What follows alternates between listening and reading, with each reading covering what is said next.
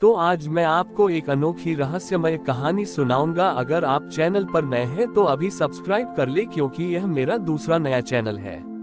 तथा कहानी पूरा देखे, अंत में एक अनोखा रहस्य छुपा है। धन्यवाद। तो सुनिए। ये कथा सतयुग के उस समय की है जब हिमालय की तलहटी में भैरव नाम का एक कुम्हार रहता था। भैरव का जीवन मिट्टी के बर्तन बनाने और शिव भक्ति में बीतता था। उसकी श्रद्धा इतनी अनूठी थी कि वह हर बर्तन बनाने से पहले मिट्टी में थोड़ा सा गंगाजल मिलाता और ओम नमः शिवाय का जाप करता था। उसका मानना था कि जिस पात्र में शिव का नाम समाहित है वह कभी किसी का अमंगल नहीं कर सकता। एक बार उस राज्य में भीषण महामारी फैली। गांव के कुएं का पानी जहरीला होने लगा और लोग बीमार पड़ने लगे। वैद्यराज ने सलाह दी कि यदि इस जल को तांबे या मिट्टी के विशेष शुद्ध पात्रों में रखा जाए और उसमें हिमालय की औषधियां मिलाई जाए, तभी यह पीने योग्य होगा। लेकिन साधारण मिट्टी के बर्तन उस विषैले जल के प्रभाव से चटक जाते थे। भैरव ने संकल्प लिया कि वह एक ऐसा शिव कुंभ बनाएगा जो जल के विष को सोख ले, जैसे महादेव ने समुद्र मंथन का विष पिया था। वह रात दिन चक्के पर मिट्टी घुमाता रहा, पर हर बार बर्तन कच्चा रह जाता या आग में पकते समय टूट जाता। भैरव व्याकुल हो उठा।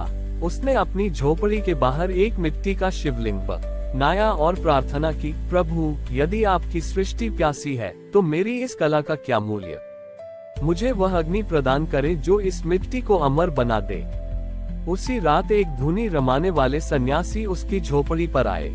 उनके शरीर पर भस्म थी और नेत्रों में गजब की चमक। उन्होंने भैरव से कहा, बेटा, मिट्टी को पकाने के लिए केवल लकड़ी की आग काफी नहीं होती, उसमें भक्ति का ताप चाहिए। इस बार जब तुम बर्तन बनाओ तो अपनी आंखों के आंसू और अपने हृदय का अटूट विश्वास उसमें डाल देना।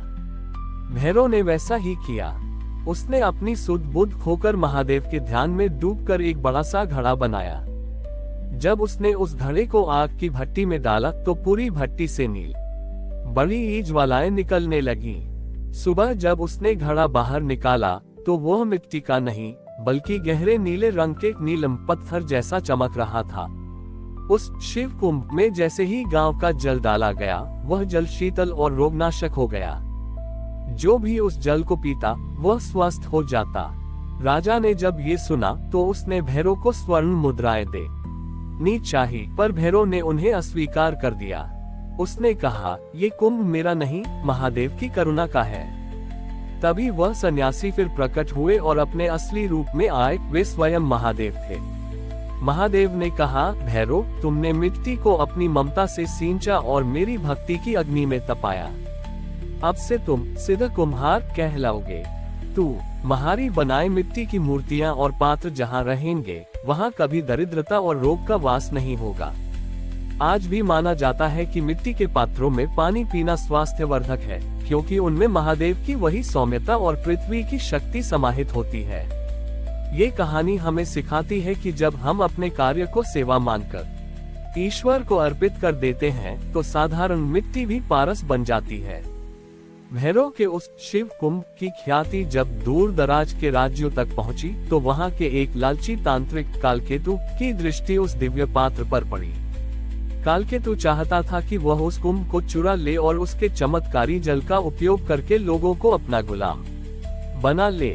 वह वेश बदलकर भैरव की झोपड़ी में पहुंचा और देखा कि भैरव पूरी तन्मयता से मिट्टी के छोटे छोटे शिवलिंग बना रहा था। कालकेतु ने छल से कहा, हे महान कलाकार, मैं एक अभागा यात्री हूँ, क्या मुझे इस कुंभ से एक बूंद जल मिल सकता है। जैसे ही सरल हृदय भैरव जल लेने मुड़ा, कालकेतु ने अपनी काली शक्तियों से भैरव को जड़वत मूर्छित कर दिया और वह चमत्कारी कुंभ लेकर भागने लगा। लेकिन जैसे ही उसने जंगल की सीमा पार की, वह दिव्य कुंभ अचानक इतना भारी हो गया कि कालकेतु के हाथ उसे संभाल नहीं पाए और वह पात्र जमीन पर गिरकर टूट गया। कालकेतु ठहाका मार कर हंसा, अगर यह मुझे नहीं मिला तो अब ये किसी का नहीं होगा। परंतु जैसे ही वह कुंभ टूटा, उसके भीतर से जल की कोई धारा नहीं निकली, बल्कि एक दिव्य नीली आभा वाली मिट्टी बिखर गई। जहां जहां वह मिट्टी गिरी, वहां की सूखी भूमि से अचानक औषधीय पौधों का एक विशाल उपवन उगाया। तभी वहां वही सन्यासी महादेव पुनः प्रकट हुए। उन्होंने कालकेतु की ओर देखा और गंभीर स्वर में कहा, अज्ञानी, शिव की करुणा किसी पात्र में कैद नहीं होती, वह तो कण कण में व्याप्त है। तूने पात्र तोड़ा, पर तूने अनजाने में ही मेरी कृपा को पूरी पृथ्वी पर फैला दिया। महादेव के तेज से कालकेतु की काली शक्तियां नष्ट हो गईं और वह उनके चरणों में गिर पड़ा। उधर जब भैरव की चेतना लौटी तो उसने देखा कि उसका बनाया कुंभ टूट चुका है। वह फूट फूट कर रोने लगा, प्रभु, मैंने आपकी दी हुई अमानत खो दी। तभी महादेव ने भैरव के सिर पर हाथ रखा और कहा, ग्रेटर देन ओथो भैरव, जो टूटा है वह केवल आकार था, निराकार तो सदा अजर अमर रहता है। देखो, तुम्हारे उस कुंभ की मिट्टी से अब इस पूरे वन की औषधियां जाग उठी हैं। अब तुम्हें किसी विशेष पात्र की आवश्यकता नहीं, तुम जिसे भी मिट्टी का पात्र बनाकर दोगे वह मेरी शक्ति से भर जाएगा। Greater than. महादेव ने भैरव को वरदान दिया कि उसके द्वारा बनाई गई मिट्टी की सुराही से जो भी जल पिएगा उसका मन शांत रहेगा और उसे कभी अहंकार नहीं घेरेगा। उसी दिन से यह परंपरा शुरू हुई कि मिट्टी के पात्रों को आग में तपाया जाता है, जो इस बात का प्रतीक है कि मनुष्य का चरित्र भी कठिन परिस्थितियों की अग्नि में तपकर ही कुंदन जैसा निखरता है। भैरव अब केवल एक कुम्हार नहीं, बल्कि एक आध्यात्मिक गुरु बन गया था, जिसने सिखाया कि टूटना हमेशा अंत नहीं होता, कभी कभी टूटना एक नए और बड़े सृजन की शुरुआत होता है।